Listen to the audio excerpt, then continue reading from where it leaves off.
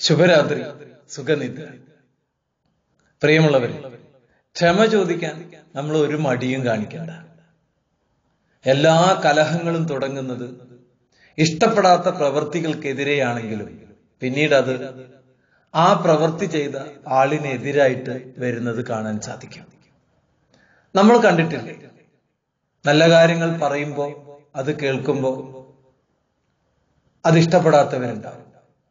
പക്ഷെ നൂറുകണക്കിന് ആളുകൾ അത് ഇഷ്ടപ്പെടുന്നവരുണ്ടാവും.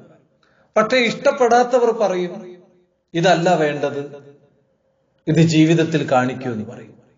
ഇഷ്ടപ്പെടുന്നവർ പറയും, ഇത് വളരെയധികം ഗുണം ചെയ്യുന്നു, ഇത് ഞങ്ങൾ ജീവിതത്തിൽ പകർത്താൻ ശ്രമിക്കാമെന്ന് പറയും. അപ്പൊ ഇഷ്ടപ്പെടാത്തവരും ഉണ്ടാവും, ഇഷ്ടപ്പെടുന്നവരും ഉണ്ടാവും.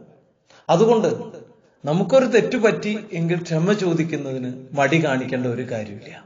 സ്വയം തോറ്റു തരുന്നവർ കലഹത്തിലെ വിജയത്തെക്കാൾ പ്രധാനം കൽപ്പിക്കുന്നത് ബന്ധങ്ങളിലെ വിജയമാണ്.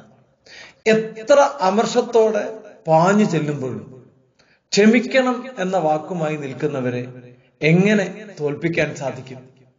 എന്റെ അടുത്ത് തെറ്റുപറ്റി, എന്നോട് ക്ഷമിക്കൂ എന്ന് പറഞ്ഞാൽ അവിടെ തീരുന്നതാണ് എല്ലാ പ്രശ്നങ്ങളും. മറിച്ച് തെറ്റുപറ്റിയിട്ടും പറ്റിയില്ല എന്ന് പറഞ്ഞ് വാദിക്കുന്നവരാണ് സമൂഹത്തിന്റെ ഏറ്റവും വലിയ നാശം എന്ന് പറയുന്നത്. ഒന്ന് ആലോചിച്ചു നോക്കൂ.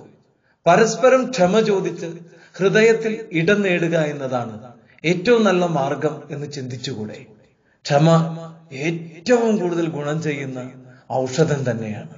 അതുകൊണ്ട് ക്ഷമാപൂർണമായ ജീവിതത്തിലേക്ക് നമുക്ക് മുന്നോട്ട് പോകാൻ സാധിച്ചാൽ നല്ലതല്ലേ? അതുകൊണ്ട് നമ്മൾ ആരും അത് ശരിയല്ല, ഇത് ശരിയാണ് എന്ന് പറയേണ്ട കാര്യമേ ഇല്ല. ശരിയാണ് എന്ന് ചിന്തിക്കുന്നവരും ഉണ്ടാകും, ശരിയല്ല എന്ന് ചിന്തിക്കുന്നവരും ഉണ്ടാകും. നമുക്ക് ഉൾക്കൊള്ളാൻ സാധിക്കുമോ? നമ്മൾ അത് ഉൾക്കൊള്ളുക. നമുക്ക് ഉൾക്കൊള്ളാൻ പറ്റില്ലേ, നമ്മൾ എന്തിനത് മൈൻഡ് ചെയ്യണം? എന്തിനതിനെ എതിർക്കണം? അതിനു പകരം എല്ലാറ്റിനോടും ക്ഷമാപൂർണമായ ജീവിതം നയിക്കാൻ സാധിച്ചാൽ അത്രയധികം ഭംഗി മറ്റൊന്നിനും ഉണ്ടാകില്ല.